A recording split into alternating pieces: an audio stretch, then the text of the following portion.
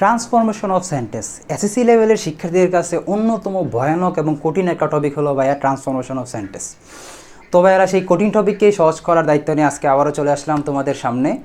স্বাগতম জানাচ্ছি তোমাকে জিনিয়াসের কনফিউশন ক্লিয়ার সিরিজের নতুন আরেকটি ক্লাসে। চলো ভাই, আজকে আমাদের পড়ার টপিক কি? Transformation of sentence. ঠিক আছে ভাইয়া, টপিকটা কঠিন হইলেও কিছু করার নাই, কারণ টপিকটা তো রয়েছে 10 মার্ক। ঠিক আছে, তুমি চাইলেও এটাকে ইগনোর করতে পারবে না, কারণ এই 10 মার্ক ছাড়া তুমি তোমার লক্ষ্যে প্লাসে কখনো পৌঁছাতে পারবে না, তাই তো? তো চলো, সেটাকে কীভাবে যত সহজে পড়া যায় সেভাবেই আমরা জানবো। বেসিক অল্প অল্প করে বেসিক জেনে জেনে আমরা টপিকটা শেষ করে ফেলবো। তো চলো, ট্রান্সফরমেশন অফ সেন্টেন্স কি, তাই তো সেটা জানবো। তো আজকে পড়বো ট্রান্সফরমেশন অফ সেন্টেন্সের যে মেইন জিনিস সেন্টেন্স। চলো ভাইরা, আজকে আমাদের পড়ার টপিক কি? সেন্টেন্স। সেন্টেন্স কেন ভাইয়া? আচ্ছা, ট্রান্সফরমেশন মানে রূপান্তর, তাই তো? তো রূপান্তর, সেন্টেন্সের রূপান্তর। এখন কথা হলো ভাইয়া, তুমি সেন্টেন্সকে এইটাই চিনো না, তাই তো? তো সেন্টেন্সকে এইটাই যদি না চিনো, তাহলে তোমার রূপান্তর পড়বা কীভাবে? অর্থাৎ তুমি সারা দিন রাত গরু রচনা পড়লা, অনেক কষ্ট করে মুখস্থ করলা, এখন তুমি গরু কি সেইটাই চিনো না। বুঝতে পারছো ভাইয়া? অর্থাৎ তুমি পড়লা যে গরুর কি 4টা পা আছে, 2টা হাত, 2টা পা আছে, 2টা চোখ আছে, একটা মাথা আছে, এগুলো পড়লা। ঠিক আছে, তুমি কি মানুষের সাথে তুলনা দিবা? মানুষেরও তো কি 2টা চোখ আছে, মাথা আছে, হাত পা আছে। ঠিক আছে, তো এইটা পড়লে হবে না। ঠিক আছে, সবার আগে করা লাগবে কি? ট্রান্সফরমেশন সেন্টেন্সের সেন্টেন্স সম্পর্কে জানা লাগবে। তো আজকে আমাদের পড়ার মেইন টপিক কী ভাই? সেন্টেন্স। সেন্টেন্স জানবো আজকে আমরা। সেন্টেন্স জানার পর আস্তে আস্তে চলে যাব ট্রান্সফরমেশন অফ সেন্টেন্স, অর্থাৎ সেন্টেন্স জানবো, তারপর সেন্টেন্সের রূপান্তরে চলে যাব। তো চলো যাওয়া যাক আজকে আমাদের পড়ার টপিকে, ট্রান্সফরমেশন অফ সেন্টেন্স থেকে সেন্টেন্স। সেন্টেন্স কি, সেন্টেন্স কাকে বলে, কত প্রকার, সেটা সম্পর্কে আমরা জানবো। আসলে ভাই সেন্টেন্স কি, তাই তো? সেন্টেন্স মানে হলো বাক্য। এখন কথা হলো বাক্য কোনটা ভাইয়া? স্বাভাবিক তো আমরা বুঝি বাক্য কি, আমি স্কুলে যাই, আমি ভাত খাই, কিন্তু ভাই এখানেও কন্ডিশন আছে। সেন্টেন্সের একটা সুন্দর সংজ্ঞা আছে। চলো তো ভাই সংজ্ঞায় চলে যাই। সেন্টেন্সের সংজ্ঞাতে সবার আগে তুমি যেই জিনিসটা সর্বপ্রথম যে জিনিসটা দেখতে পাবা, একাধিক অর্থবোধক শব্দ পাশাপাশি বসে যে অর্থ প্রকাশ করে তাকে সেন্টেন্স বলে। এখানে ভাইয়া কন্ডিশনটা হইলো কি? কন্ডিশন হইলো এখানে দুইটা জিনিস আমরা লক্ষ্য করব। একাধিক অর্থবোধক বাক্য, একাধিক অর্থবোধক বাক্য শব্দ, একাধিক অর্থবোধক শব্দ পাশাপাশি বসবে। ঠিক আছে, পাশাপাশি বসে যে অর্থ প্রকাশ করে তাকে সেন্টেন্স বলে, যে অর্থ প্রকাশ করে তাকে সেন্টেন্স বলে। এখন কথা হলো ভাইয়া, কোশ্চেন হইলো এখানে অর্থবোধক দেওয়ার কারণটা কি, তাই তো? অর্থবোধক দেওয়ার কারণ কি? অর্থবোধক দেওয়ার কারণটা কি, চলো আমরা দেখি। সেন্টেন্স তো স্বাভাবিক, আমরা কী বললাম, সেন্টেন্স তো আমরা সবাই কম বেশি জানি। যেমন আমি স্কুলে যাই, আমি ভাত খাই। এখন কথা হইলো অর্থবোধক মানে কি? অর্থবোধক মানে হইলো তুমি যদি বলি যে ভাই হাতি আকাশে উড়ে, হাতি আকাশে উড়ে, ধরো আমরা একটু লিখি, হাতি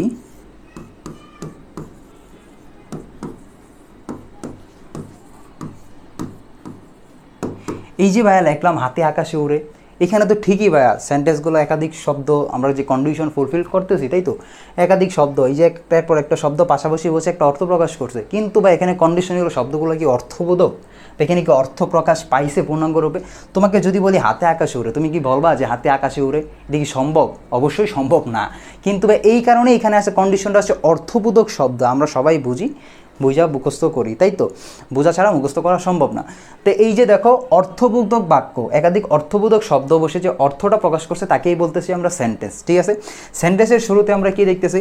এই যে এখানে দেখতেছো হাতি আকাশে উড়ে, হাতি তো ভাই জীবন আকাশে উড়ে না, তাই তো? তার মানে এটা তুমি বলতে পারবে না এটা সেন্টেন্স, কিন্তু এটা বাকি ক্রাইটেরিয়া ফুলফিল করতেছে, যে এটা পাশাপাশি বসতেছে, একটার পর একটা বসতেছে, বসে নতুন একটা অর্থও প্রকাশ করতেছে, তাই তো? কিন্তু এটা অর্থবোধক কোনো বাক্য না, তাই তো? কিন্তু যদি আমি বলি যে পাখি আকাশে উড়ে, হাতির জায়গায় যদি বলি পাখি, যদি বলি পাখি আকাশে উড়ে, এবার কিন্তু জিনিসগুলো আগের মতোই রইলো, তাই তো? অর্থগুলো ঠিক রইলো, শব্দগুলো পাশাপাশি বসছে, অর্থটাও ঠিক আগের মতোই রয়ে গেছে, বা অর্থবোধক একটা সেন্টেন্স আমরা পাচ্ছি, তাই তো? যে পাখি আকাশে উড়ে, এই জায়গায় কন্ডিশনটা আসে যে অর্থবোধক কেন বলা হয়েছে? একাধিক অর্থবোধক শব্দ পাশাপাশি বসে যে অর্থ প্রকাশ করে তাকেই আমরা বলি সেন্টেন্স। এখানে অর্থবোধক দেওয়ার কারণটা কি? এই যে তুমি যদি অর্থটাই না বুঝো, তুমি যদি বাক্যটা অর্থবোধকই না বানাও, তাহলে সেটা কোনো সেন্টেন্সে মাঝে পড়বে না। ঠিক আছে ভাইয়া, আশা করা যায় এটা ক্লিয়ার সবার কাছে, যে সেন্টেন্সের সংজ্ঞা কী পড়লাম আমরা? একাধিক অর্থবোধক বাক্য পাশাপাশি বসে, একাধিক অর্থবোধক শব্দ পাশাপাশি বসে যে অর্থ প্রকাশ করে তাকে সেন্টেন্স বলে। তাহলে অর্থবোধক দেওয়ার কারণটা কি আশা করি বোঝা গেছে। আচ্ছা চলো পরবর্তী সেন্টেন্সে আমরা চলে যাই। এবার চলে যাবো আমরা সেন্টেন্স কত প্রকার ভাইয়া। ঠিক আছে, সেন্টেন্স 5 প্রকার। 5 প্রকার মাঝে কী কী আছে? Assertive sentence, interrogative sentence, assertive sentence, interrogative sentence, imperative sentence, optative এবং এক্সক্লেমেটরি সেন্টেন্স। ঠিক আছে, তো অ্যাসার্টিভ সেন্টেন্স 5 প্রকার। অ্যাসার্টিভ সেন্টেন্স কী, ইন্টারোগেটিভ কী, অপারেটিভ কী এবং এক্সক্লেমেটরি কী সেগুলো সম্পর্কে আমরা জানবো। চলো এবার চলে যাই আমরা সেন্টেন্স কত প্রকার তো দেখলাম আমরা, সেন্টেন্স কাকে বলে, কোন প্রকারকে কী বলে সেটা সম্পর্কে আমরা একটু জেনে আসি। কারণ ভাই সেন্টেন্স শিখলেই তুমি ট্রান্সফর্ম করতে পারবা, তাই তো? কারণ ট্রান্সফরমেশন মানে চেঞ্জিং। একটা সেন্টেন্সই তুমি চিনো না, তাহলে তুমি এটা চেঞ্জ করবা কি, তাই না? তো সবার আগে কোশ্চেন আসে, আগে সেন্টেন্স চিনি, তারপর সেন্টেন্সকে আমরা কি রূপান্তর করব। তো চলা যায়, সেন্টেন্স কত প্রকার আমরা দেখে ফেললাম। এবার যাবো আমরা সেন্টেন্স কত প্রকারের মাঝে কোনটাকে কী সেন্টেন্স বলে সেইটা একটু জানবো। অ্যাসার্টিভ সেন্টেন্স সবার প্রথমে চলে আসছে আমাদের অ্যাসার্টিভ সেন্টেন্স। এখন কথা হলো ভাই অ্যাসার্টিভ সেন্টেন্স কী? অ্যাসার্টিভ সেন্টেন্স কী? অ্যাসার্টিভ সেন্টেন্স হলে আমরা দৈনন্দিন জীবনে যেই কাজগুলো করি বা যেই সব স্বাভাবিক বাক্য ব্যবহার করি, যেমন আমি স্কুলে যাই, আমি খেলা করি, আমি ঘুমাই, আমি খাবার খাই, এই যে জিনিসগুলো পড়ি এটা হলো অ্যাসার্টিভ সেন্টেন্স। অর্থাৎ স্বাভাবিক বসে বিবৃতিমূলক বাক্য বা স্বাভাবিক ব্যাখ্যামূলক যেসব বাক্যগুলো আমরা পড়ি, যেমন আই গো টু স্কুল,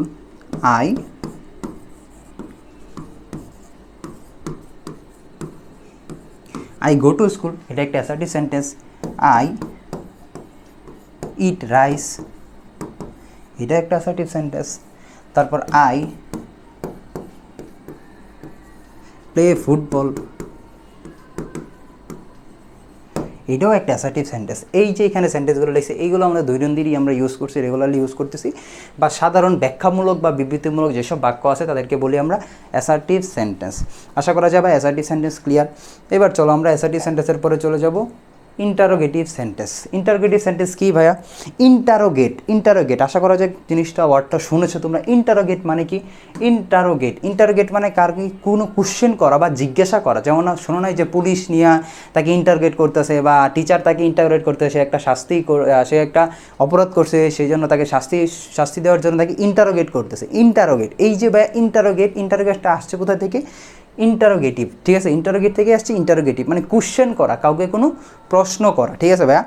তো প্রশ্ন করা বলতে কী বোঝাই? ইন্টারোগেট সেটা আশা করা যায় বুঝি। যেমন আই গো টু স্কুল, তুমি কি স্কুলে যাও? তুমি কি ভাত খাও? তোমার নাম কি? ঠিক আছে, এইগুলো তো আমরা ইন্টারোগেটিভ সেন্টেন্স হিসেবে চিনি, তাই তো? তো ইন্টারোগেটিভ সেন্টেন্স কি? What is your name? What is your name, এখানে একটা খুবই ইম্পর্টেন্ট জিনিস সেটা হলো সর্বশেষে ইন্টারোগেটিভ সেন্টেন্স সর্বশেষে তোমার সাইন অফ ইন্টারোগেশন অবশ্যই দেওয়া লাগবে ভাইয়া। এই যে সাইন অফ ইন্টারোগেশন বা প্রশ্নবোধক চিহ্ন যদি তুমি না দাও তোমার পুরো সেন্টেন্সটাই ক্রস। তুমি আগে পরে যত ভালো করেই লিখো ভাইয়া, যদি তুমি সাইন অফ ইন্টারোগেশনটা না দাও তাহলে তোমার এখানে মার্ক 0, ঠিক আছে? তো সেন্টেন্স রূপান্তরের ক্ষেত্রে এই জিনিসটা আমাদের খুব ভালোভাবে মনে রাখা লাগবে, যে ট্রান্সফরমেশনের ক্ষেত্রে এটা খুব ভালোভাবে মনে রাখা লাগবে। তুমি ধরো তোমার সম্পূর্ণ বাক্য হয়েছে, তুমি যে লিখতেছো হোয়াট ইজ ইউর নেম, ঠিক আছে, সব ক্লিয়ার, কিন্তু তুমি যে সর্বশেষে যদি এই যে সাইন অফ ইন্টারোগেশনটা যদি তুমি না দাও তোমার মার্ক 0 হয়ে যাবে সেখানে, ঠিক আছে? তো অবশ্যই এটা খেয়াল রাখা লাগবে। তাহলে হোয়াট ইজ ইউর নেম, তারপর আমরা বলতে পারি হোয়াট ইজ ইউর স্কুল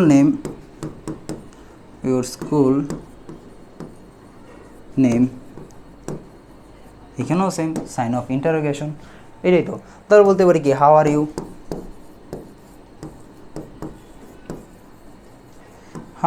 তুমি কেমন আছো, তাই তো? এই যে কোশ্চেনগুলো করি আমরা, এই কোশ্চেনকেই বলি আমরা ইন্টারোগেটিভ সেন্টেন্স, ঠিক আছে? বা ইন্টারোগেট করা, কাউকে কোনো কোশ্চেন করা বা জিজ্ঞাসা করাকেই বলি আমরা ইন্টারোগেটিভ সেন্টেন্স। তো আশা করা যায় ক্লিয়ার হয়ে গেছে ইন্টারোগেটিভ সেন্টেন্স কি। পরবর্তী সেন্টেন্সে আমরা চলে যাই, চলো। পরবর্তী সেন্টেন্সে আমরা দেখতেছি কি ইম্পারেটিভ সেন্টেন্স। ইন্টারোগেটিভ আমাদের শেষ, অ্যাসার্টিভ শেষ, ইন্টারোগেটিভ শেষ, ইম্পারেটিভ সেন্টেন্স। অ্যাসার্টিভে কী ছিল?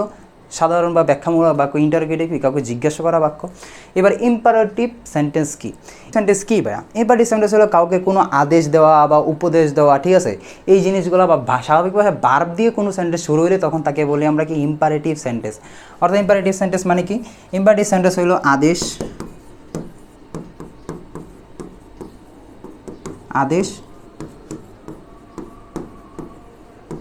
উপদেশ, নিষেধ ইত্যাদি ইত্যাদি, ঠিক আছে? এই যে আদেশ, উপদেশ, নিষেধ যেগুলো বোঝায় সেগুলো বলি আমরা ইম্পারেটিভ সেন্টেন্স। ইম্পারেটিভ মানে কি? আদেশ, উপদেশ, নিষেধ। অর্থাৎ যেমন আমরা যদি বলি সাবধানে চলাফেরা করো, কারোর সাথে ঝগড়া করো না, তাই তো? এই যে জিনিসগুলো আদেশ দিয়েছি বা উপদেশ দিয়েছি, তাই তো? সদা সত্য কথা বলবে, কখনো মিথ্যা কথা বলবে না, এই জিনিসগুলো। তারপর এই কাজটা করো না, ঠিক আছে? বা তুমি এইটা করো, এই যে জিনিসগুলো আমরা বলি এগুলো হচ্ছে আদেশ দেওয়া, উপদেশ দেওয়া, আদেশ করা, নিষেধ, এই জিনিসগুলো হলো কি আমাদের ইম্পারেটিভ সেন্টেন্স। চলো আমরা যদি একটু এক্সামে চলে যাই, এক্সামে চলে গেলে কি বলা যায়, বাংলাতে যদি একটা এক্সাম্পলে যাই যে এই দিকে আসো,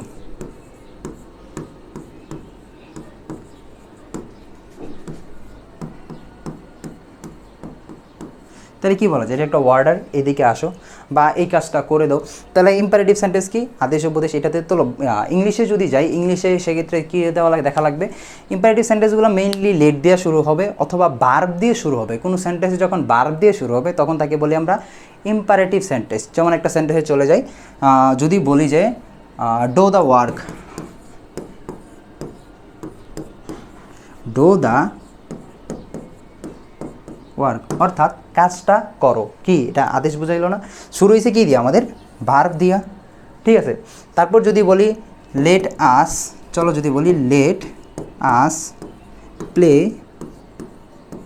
football, let us play football, চলো আমরা ফুটবল খেলি, এই যে এটা কী বোঝাচ্ছে, ইম্পারেটিভ সেন্টেন্স, লেট দিয়ে শুরু যেসব বাক্য, লেট দিয়ে শুরু, এটা কিন্তু সাবজেক্ট, ঠিক আছে। তো সাবজেক্টের অবজেক্টিভ ফ্রম আর কি, ঠিক আছে। তো সাবজেক্ট দিয়ে শুরু হয় না, কিন্তু লেট দিয়ে শুরু হয়েছে, ঠিক আছে। লেট দিয়ে শুরু যেসব বাক্য তাদেরকে বলে আমরা ইম্পারেটিভ সেন্টেন্স। ভার্ব দিয়ে শুরু হবে যেসব বাক্য তাদেরকেও বলবো আমরা ইম্পারেটিভ সেন্টেন্স। তারপর আদেশ যদি বলি, যে অর্ডার যদি বলি, অলওয়েজ টেল দ্য ট্রুথ, এটাও বলতে পারি always speak the truth, always speak the truth, এইটাও একটা কি ইম্পারেটিভ সেন্টেন্স। অর্থাৎ আদেশ, উপদেশ, নিষেধ, এগুলো যা বোঝাবে সেগুলো বলবো আমরা ইম্পারেটিভ সেন্টেন্স। তা আশা করা যায় ইম্পারেটিভ সেন্টেন্স কি ক্লিয়ার সবার কাছে ভাইয়া, ঠিক আছে। চলো আমরা পরবর্তী সেন্টেন্সে চলে যাই। আমাদের পরবর্তী সেন্টেন্স কি, ইম্পারেটিভের পরে অপটেটিভ সেন্টেন্স। অপটেটিভ অর্থ কি, অপটেটিভ অর্থ বোঝায় প্রার্থনা করা, ঠিক আছে। কারো ভালো কিছু চাওয়া, কারোর জন্য প্রার্থনা করা, মেনলি প্রার্থনা করাকেই বোঝায় অপটেটিভ সেন্টেন্স। অর্থাৎ সৃষ্টিকর্তার কাছে বা কোনো কিছু কারো কাছে প্রার্থনা করাকেই বলা হয় অপটেটিভ সেন্টেন্স। তাহলে কি অপটেটিভ বলতে বোঝায় আমরা কি, প্রার্থনা করা,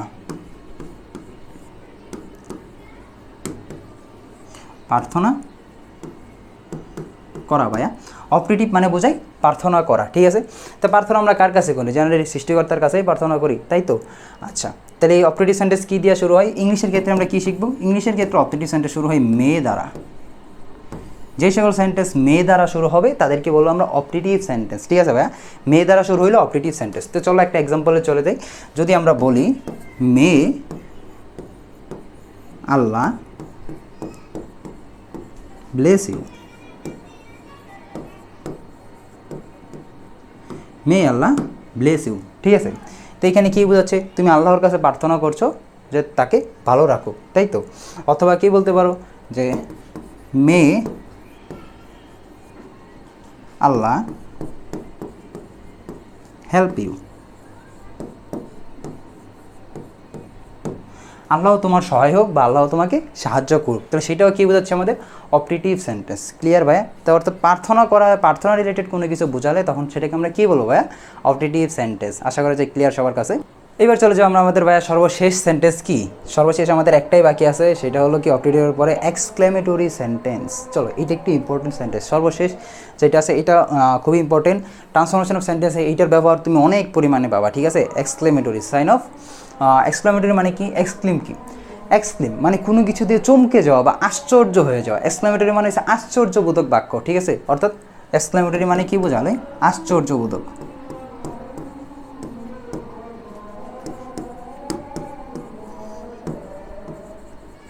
অর্থাৎ তুমি কোনো কিছু দেখে চমকে যাওয়া। যেমন আমরা কি করি, কষ্ট পাইলেই যদি বলি বা কোনো কিছু দেখে আমরা একটা সুন্দর দৃশ্য দেখলা, হাউ বিউটিফুল দ্য সিনারিজ, মানে দৃশ্যটা কি সুন্দর, পাখিটা কি সুন্দর, ঠিক আছে, জায়গাটা কি সুন্দর, ঠিক আছে। এই আমরা বলি না যে এক্সক্লেম করি, যে চমকে যাওয়া কোনো কিছুতে, অথবা দুঃখ, দুর্দশা, কষ্ট, আনন্দ, এইসব জিনিস বোঝাইতে আমরা এক্সক্লেমেটরি সেন্টেন্স ব্যবহার করি। যেমন কষ্ট, আনন্দ, এই জিনিসগুলো তো আমরা বলি এক্সক্লেমেটরি সেন্টেন্স। যেমন যদি বলি হাই এটা কি হলো, ঠিক আছে, হাই আমার তো সব শেষ হয়ে গেল, হাই আমরা খেলায় হেরে গেলাম, ঠিক আছে, এই যে জিনিসগুলো বলি এগুলো হলো আমাদের কষ্ট বা দুঃখ বোঝায়, তাই তো। আবার আনন্দের ক্ষেত্রে আমরা বলি হুররা, ঠিক আছে, আমরা কোনো কিছু জিতে গেলে হুররা, আমরা ম্যাচটা জিতে গেছি, হুররা আমরা খেলাটা জিতে গেছি, হুররা আমি টাকা পেয়েছি, ঠিক আছে। এই যে জিনিসগুলো বা সুখে আনন্দের যে বিষয়গুলো সেগুলো আমরা কোথায়, এই এক্সক্লেমেটরিতেই আমরা বিশ্লেষণ করব। তো চলো এক্সক্লেমেটরি সেন্টেন্সের কিছু এক্সাম্পলে চলে যাই। ইংলিশের ক্ষেত্রে এক্সক্লেমেটরি কীভাবে চিনবো? ইংলিশের ক্ষেত্রে এক্সক্লেমেটরি যে মেইন জিনিস হলো এক্সক্লেমেটরি চিনার সাইন অফ এক্সক্লেমেশন, সেন্টেন্সের সর্বশেষে সাইন অফ এক্সক্লেমেশন থাকবে। আনন্দের ক্ষেত্রে থাকবে হুররা, হুররা থাকবে। এছাড়া কষ্টের ক্ষেত্রে থাকবে এলাস, এলাস, ঠিক আছে। এই যে হুররা এলাস এই জিনিসগুলো যখন থাকবে তখন আমরা বলবো সেটাকে এক্সক্লেমেটরি সেন্টেন্স। চলো একটু এক্সাম্পলে চলে যাই। তো ওই যে বললাম যে বার্ড, কোনো কিছু চমকে যাওয়া, যেমন যদি বলি how beautiful, how beautiful the bird is. Sentence শেষে অবশ্যই তোমাকে সাইন অফ এক্সক্লেমেশন দেওয়া লাগবে, বা সাইন অফ এক্সক্লেমেশন ছাড়া ওই যে ইন্টারগেটিভের মতো এটারও সর্বশেষে যদি তুমি সাইন অফ এক্সক্লেমেশন না দাও তাহলে ভাই জিরো, মানে জিরো। তুমি যত ভালোই লেখো বা তোমার সেন্টেন্সটা সম্পূর্ণ ঠিক আছে, কিন্তু ওই যে একটা চিহ্ন যদি তুমি ঠিকঠাক না দাও তাহলে তোমার এখানেও মার্ক জিরো। তারপর যদি কি বলতে পারি, হট এ অথবা an important, hot an important book it is. এই বইটা কত গুরুত্বপূর্ণ, ঠিক আছে। এই বই বলি আমরা যখন what an important book it is, এই বইটা কত গুরুত্বপূর্ণ, ঠিক আছে। একটু চমকে যাওয়া বা এরকম যখন বোঝাবো তখন আমরা কী বলবো, সাইন অফ এক্সক্লেমেটরি সেন্টেন্স। তারপর চলো চলো হুররা দিয়া যদি লিখি হুররা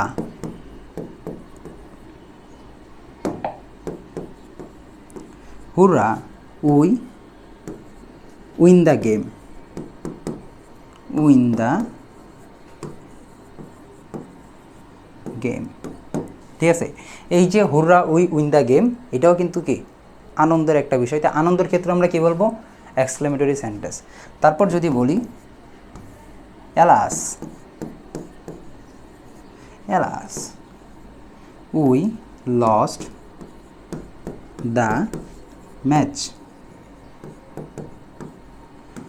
এই যে alas we lost the match এটাও কি কষ্টের বোঝাচ্ছে, তো এটাও কি একটা এক্সক্লেমেটরি সেন্টেন্স। এই যে ভাইয়া গেলো আমাদের এক্সক্লেমেটরি সেন্টেন্স। আমরা পড়লাম কি আজকে, সেন্টেন্স পড়লাম, সেন্টেন্স কাকে বলে পড়লাম, সেন্টেন্স কত প্রকার পড়লাম, সাথে পড়লাম সেন্টেন্সের প্রকারভেদগুলো ভালোভাবে জানলাম, ঠিক আছে। এই যে এখানে সেন্টেন্স এইবার যে আমরা সেন্টেন্সগুলো জানলাম, assertive, interrogative, negative, assertive, interrogative, exclamative, operative, এই যে সেন্টেন্সগুলো জানলাম, এইবার আমরা এগুলোর কনভারসেশন পড়বো। কনভার্ট যেটা বলি আমরা, এবার কনভার্ট যে এটা পড়বো বা ট্রান্সফরমেশন পড়বো, চেঞ্জিং সেন্টেন্স পড়বো, ঠিক আছে। তো চেঞ্জিং সেন্টেন্স বা ট্রান্সফরমেশন সেন্টেন্স কি, এই যে একটা সেন্টেন্সে রূপান্তর করবো, একটা থেকে আরেকটা রূপান্তর শিখবো আমরা, ঠিক আছে। যেমন অ্যাসার্টিভ সেন্টেন্সে তোমাকে বানাইতে বলবে ইন্টারোগেটিভ, অ্যাসার্টিভ সেন্টেন্সে বানাইতে বলবে নেগেটিভ, অ্যাসার্টিভ সেন্টেন্সকে বানাইতে বলবে এক্সক্লেমেটরি। এই যে যখন রূপান্তরগুলো করবা সেম অপোজিটভাবে রূপান্তর করা যাইতে পারে, ঠিক আছে। এই যে রূপান্তরগুলো করবা, রূপান্তরগুলো যখন শেষ, রূপান্তরগুলো পারা মানেই তুমি ট্রান্সফরমেশন সেন্টেন্স একদম ক্লিয়ার, ঠিক আছে। তো চলো ভাই বেসিক ক্লিয়ার কাছে আজকে আশা করাই যায় যে তোমাদের সেন্টেন্স সম্পর্কে আর কোনো সেন্টেন্স সম্পর্কে আর কোনো কি সমস্যাই নেই, কারণ সেন্টেন্স একবারে ক্লিয়ার হয়ে গেছে, তাই তো। তো ইনশাল্লাহ নেক্সট ক্লাসে আবার আলোচনা করবো আমরা সেন্টেন্সের রূপান্তর নিয়ে, ঠিক আছে। আস্তে আস্তে আমরা রূপান্তরে ঢুকে যাবো, ট্রান্সফরমেশন সেন্টেন্সে কন্টিনিউ করবো। তো সকলকে ধন্যবাদ এতক্ষণ সাথে থাকার জন্য। আশা করা যায় ক্লাসটা সবাই সম্পূর্ণ ক্লিয়ার, ক্রিস্টাল ক্লিয়ার হয়ে গেছে, ঠিক আছে। ধন্যবাদ, আসসালামু আলাইকুম ভাইরা।